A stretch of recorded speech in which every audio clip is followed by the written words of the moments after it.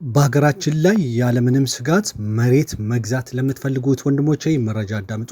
እንደምታውቁ ብዙውን ጊዜ በአዲስ አበባ በተለይ በአዲስ አበባ አካባቢ ላይ መንግስት ተደጋጋሚ የመሬት ሊዝ ጨረታ ያወጣል። በጨረታ መግዛት ጥቅሙ ምን ያህል እንደሆነ አዳምጡ። በተለይ ደግሞ በውጭ ሀገር ሆናችሁ ቤት መሬት መግዛት ለምትፈሩ በዚህ መልኩ ብትገዙ ለእናንተ በጣም ተመራጭ ነው።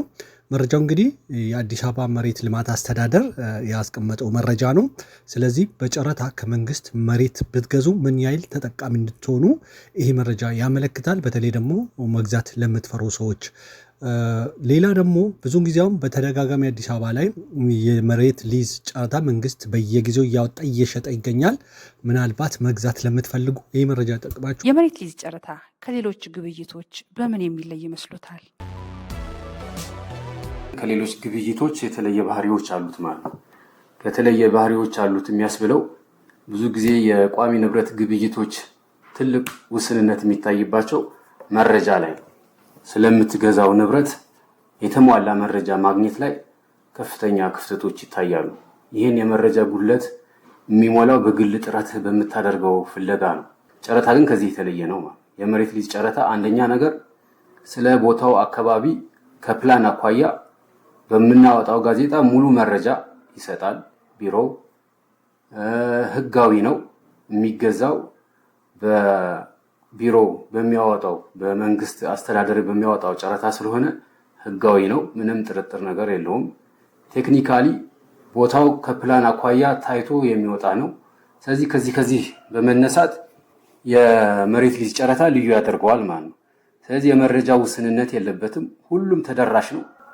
ሚስጥራዊነት የለውም። ተአማኒም ነው። መሬቱን በጨረታ ያቀረበው መንግስት ራሱ ነው። ስለዚህ የምትጠራጠርበት ነገር የለም። እንዳሸነፍክ ካርታ የሚሰጥህ ነው። እንዳሸነፍክ ቦታውን የምትረከበው ነው። እንዳሸነፍክ ወደ ግንባታ የምትገባው ነው። ስለዚህ ተአማኒ ያለው መረጃ ነው። ይሄን ከሌላው የተለየ ስለሚያደርገው ሰዎች በጨረታ መግዛትን ይመርጣሉ ማለት ነው። እውን የመሬት ልማትና አስተዳደር ቢሮ የሚያወጣውን የመሬት ሊዝ ጨረታ የመሰረዝ መብት አለው? ጨረታ የሚመራው በደንብ ነው። በደንብ ቁጥር 162/2016 እንደ አዲስ አበባ ከተማ አስተዳደር የምንመራበት ደንብ ነው። በአዋጅ ደረጃ 721/2004ም በአገር አቀፍ ደረጃ የሊዝ አዋጅ አለን። በዚህ ደንብ ላይ የሚወጡ ጨረታዎች ከይገባኛል የጸዱ መሆን እንዳለባቸው በግልጽ ያስቀምጣል። እኛም ጨረታ የምናወጣቸው ከይገባኛል የጸዱ ቦታዎች፣ ከፕላን ተቃርኖ የጸዱ ቦታዎች ናቸው። ነገር ግን በሂደት ከጨረታው ጋዜጣ ካወጣን በኋላ በሚያጋጥሙ ችግሮች የሚሰረዙበት አግባብ አለ። እነዚህ የሚሰረዙት መነሻ ነገሩ ምንድነው? ቢሮ ጨረታ ሲያወጣ በከፊልም በሆነ በሙሉ የመሰረዝ መብት አለው ብለን የምንገልጽበት አንደኛው ነገር በደንብ ላይ ስልጣን ስለተሰጠን እዚህ ላይ የሚያጋጥም ችግሮች ሊኖሩ ስለሚችሉ ጨረታ ከወጣ በኋላ ያንን በዚህ ደንቡ በተቀመጠው አግባብ በከፊል የምንሰርዛቸው ቦታዎች ያጋጥማሉ ማለት ነው። በከፊል የሚሰረዙበት አግባብ አንደኛ የከተማ አስተዳደሩ በዛ አካባቢ ላይ ለተሻለ ልማት በህዝብ ጥቅም የሚውል የተሻለ ልማት ከመጣ ቅድሚያ የብዙሃንን መጥቀም ስላለብህ ለብዙሃን ጥቅም በሚመልክ የሚዘጋጁ ቦታዎች ላይ ካጋጠመ በከፊል የመሰረዝ እድሎች ይኖራሉ ማለት። ሁለተኛ ነገር በዛ ቦታ ላይ የይገባኛል ጥያቄዎች ሊያጋጥሙ ይችላሉ። የፍርድ ቤት እግዶች ሊመጡ ይችላሉ። ስለዚህ እግድ ካመጣበት የህግ የበላይነት ስላለ ማስቆም እኛም ጨረታውን የግድ መሰረዝ እንገደዳለን ማለት። ስለዚህ እንደዚህ አይነት ነገር ሲኖሩ ጨረታውን በከፊል የመሰረዝ መብታችን ተጠቅመን እንሰርዛለን።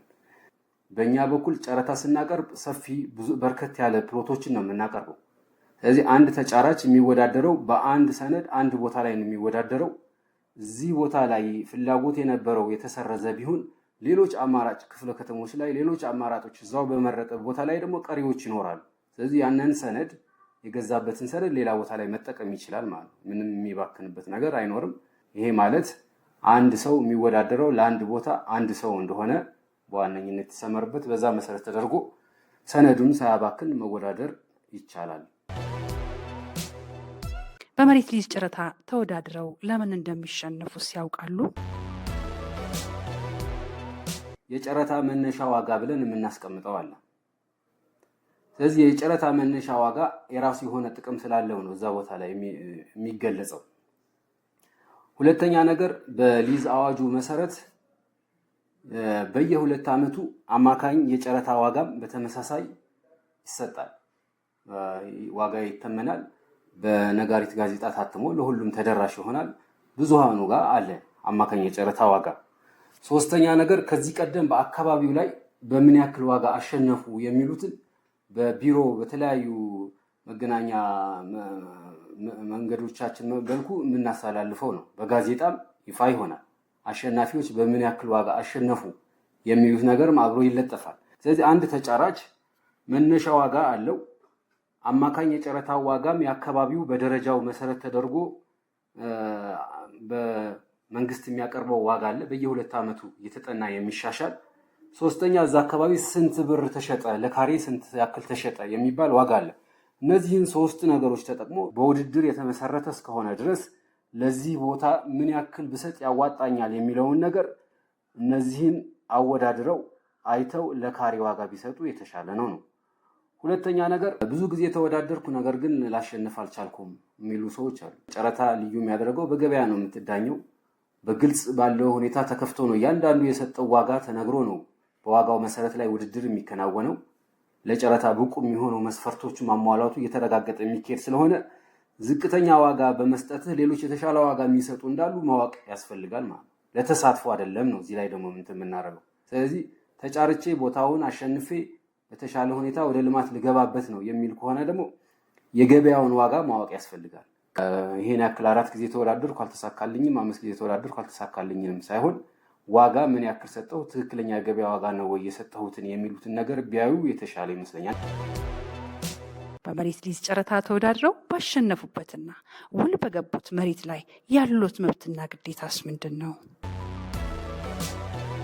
ጨረታ ያው እንደሚታወቀው የሚመራው በአዋጅ ነው። ጨረታ የሚመራው በደንብ ነው።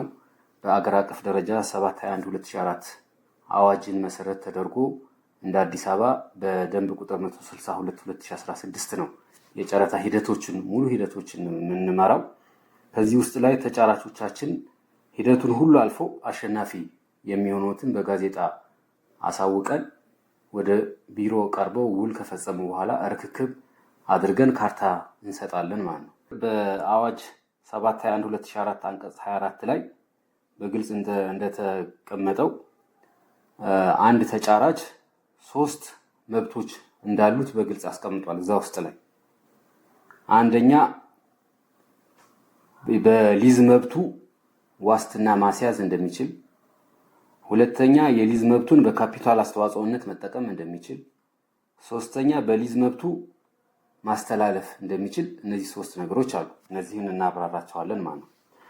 በአዋጁ ላይ በግልጽ እንደተቀመጠው አንድ ተጫራች ግንባታ ከመፈጸሙ በፊት የጨረታ አሸናፊ በሆነበት እና በዛ በመሰረት በከፈለው ዋጋ ልክ ላይ የሊዝ መብቱን በዋስትና ማስያዝ ይችላል። ይሄ በዋስትና ማስያዝ ማለት ምንድነው? ቦታውን ከባንኮች ጋራ ተሳስሮ በብድር ወስዶ የመገንባት እንዲችል የመገንባት እድል እንዲያገኝ የሚያበረታታ ነው አንዱ ይሄ ማለት ነው። ሁለተኛው በካፒታል አስተዋጽኦነት መጠቀም ነው። የካፒታል አስተዋጽኦነት መጠቀም ሲባል በከፈለው ዋጋ ልክ ማለት በዛ በዋጋ ልክ ላይ የገዛውን የተላለፈለትን መሬት እንደ ካፒታል አስመዝግቦ ከሌሎች ጋራ በጆይንት ቬንቸር በጋራ ሆኖ እሱን ካፒታሉን አስተዋጽኦ ሌላው ገንዘብ ያለውን ደግሞ ገንዘቡን አምጥቶ በጋራ ሆኖ ማልማት የሚችልበትን መብትም ይሰጠዋል ማለት ነው። ሶስተኛው የሊዝ መብቱን ማስተላለፍ ነው። ይህ የሊዝ መብት ማስተላለፍ ለየት ያለ ባህሪ ያለው ዝርዝር ሁኔታው በደንቡ ላይ ተቀምጧል። የግንባታ መጀመሪያ ጊዜ ተሰጥቶታል። በዛ ጊዜ ውስጥ ላይ ውል ከተዋዋለ ጊዜ ጀምሮ መገንባት አለበት። ያነ ጊዜ ሳያልቅ በተሰጠው ጊዜ ውስጥ ላይ ሳያልቅ መብቱን ማስተላለፍ የሚችልበትን አማራጭም አስቀምጧል ማለት ነው። ግዴታዎቹ ምንድናቸው ሲባል አንደኛ በወቅቱ ወደ ግንባታ መግባት ነው። አንድ የሊዝ ተጫራች ውል ሲዋዋል ውሉ ላይ አንዱ ከሚገለጸው ውስጥ ላይ በዚህ ጊዜ ውስጥ ላይ ግንባታ መጀመር አለብህ፣ በዚህ ጊዜ ውስጥ ላይ ግንባታ መጨረስ አለብህ ተብሎ በግልጽ ተቀምጧል። እንደየ የሚገነባው ሁኔታ የሚለያዩ ነው ማለት። ስለዚህ በተቀመጠው በውሉ መሰረት ወደ ግንባታ መግባት ግዴታ ነው። ይሄን አድርጎ ባይገኝ ሂደቶቹን በማስጠንቀቂያም እያለ እስከ መጨረሻው ግን እስከ መነጠቅ ይሄዳል። ከመነጠቅ አልፎ ደግሞ ቀጣይ ጨረታ ላይ እንዳይሳተፍም ያስደርጋል ማለት። ደንቡ ላይ በግልጽ የተቀመጠው አንዱ ግዴታቸው ይሄ ነው። ስለዚህ ይሄን ማወቅ ያስፈልጋል። ሁለተኛ የሚጠበቅበትን የሊዝ ክፍያ በወቅቱ ማጠናቀቅ ነው። የሊዝ ጨረታ በዋነኝነት የሚከፈል ቅድመ ሁኔታ አለ። እንደ ተጫራቹ ሁኔታ ይወሰናል። 100% ለሚዘጋ ከፍሎ ለሚወጣ ይሄን ነገር ማወራው አይመለከተውም። ነገር ግን ከ40% በላይ 50%፣ 60% ከፍሎ ቀሪው ደግሞ ባሉት 5 ዓመታት ውስጥ ላይ እንዲከፍል ውሉ ላይ ይገለጽለታል፣ ያሸነፈው በዛ መልክ ከሆነ። ስለዚህ በዚህ በመክፈያ ወር ዓመቶች ውስጥ ላይ በወቅቱ መጥቶ የሊዝ ግዴታውን መወጣት መክፈል ይጠበቅበታል ማለት ነው። ይሄን የሊዝ ክፍያውን ካላጠናቀቀ ቅድም እንደተባባልነው ልክ የግንባታ ክትትል እንደምናደርገው ሁሉ የገቢ ክትትልም አንዱ ራሱ ችሎ አለ። ስለዚህ የገቢ ክትትሉ ላይ በወቅቱ ባለመገንባቱ የሚፈጠርበትን የውዝፍ ኢንተረስቱ ጋር ወለድ ጋር ተጨምሮ ክፍያ ማስከፈል ውስጥ ይመጣል። ከዛ አልፎም ከሄደም ያሉ ንብረቶችን ወይ የሰፈሩ ንብረቶችን ሽጦ የዚህ የሊዝ ዕዳውን ወደ መክፈል ውስጥ ላይ ይገባል ማለት ነው። ስለዚህ ይሄ ስላለ በወቅቱ የሊዝ ክፍያው መክፈል ይጠበቅበታል። ይሄ ሂደቶችን ተከትሎ ካልተጠናቀቀ ይሄም እስከ መቀማት እስከ መሰረዝ ያስኬዳል። ቀጣይም ከጨረታ ውጭ እንዳይሳተፍ ሌሎች ተጫራት በመሬት በሚያወጣው ጨረታ ላይ እንዳይሳተፍ ይደረጋል። ስለዚህ በወቅቱ መክፈል ወሳኝነት አለው ነው። ሌላው የተጫረተውን ቦታ ለተፈለገው ዓላማ መዋል። የተጫረተው ቦታ ለመኖሪያ ከሆነ ለመኖሪያ መገንባት ነው ያለበት። ለንግድ ከሆነ ለንግድ እንዳወጣ ነው አይነት የጨረታ አይነት ለተፈለገው ዓላማ መዋል ይጠበቅበታል። ይሄን መቀየር ከአንዱ ከመኖሪያ ወደ ንግድ ለመቀየር እንደዚህ አገልግሎት ለውጦች የሚፈልግ ከሆነ ደግሞ ደንቡ ላይ የተቀመጣለ እሱን ተከትሎ ማስቀየር ይችላል። ነገር ግን በራሱ ጊዜ ከውል ውጭ የመቀየር ሂደት ውስጥ ላይ የሚገባ ከሆነ ይሄን ቅጣት አለው። ከቅጣት ባሻገርም ካልታረመ ቅድም እንዳልኩት ወደ ሌላ የህግ እርምጃ ወደ መውሰድ ያስኬዳል ማለት ነው። ስለዚህ ተጫራቾች መብትና ግዴታቸውን ጠንቅቀው ማወቅ አለባቸው። እነዚህ መብትና ግዴታዎች የምንለው የውሉ አካል ናቸው። ውሎቹ ላይ አሉ። ውሉን በደንብ አድርጎ ማንበብ ያስፈልጋል። ስለዚህ እዛ ውሉ ላይ ስላለ በወቅቱ ወደ ግንባታ መግባት መሰረታዊ ነገር ነው። የሚጠበቅበትን የሊዝ ክፍያ ቀሪዎች ካሉ መሰረታዊ ነገር ነው። ያሸነፈው ቦታ ዓላማውን ለማሳካት ለመኖሪያ ከሆነ ወደ መኖሪያ፣ ንግድ ከሆነ ለንግድ መዋል መሰረታዊ ነገር ናቸው። እነዚህን ግዴታዎች መወጣትን ያስፈልጋል።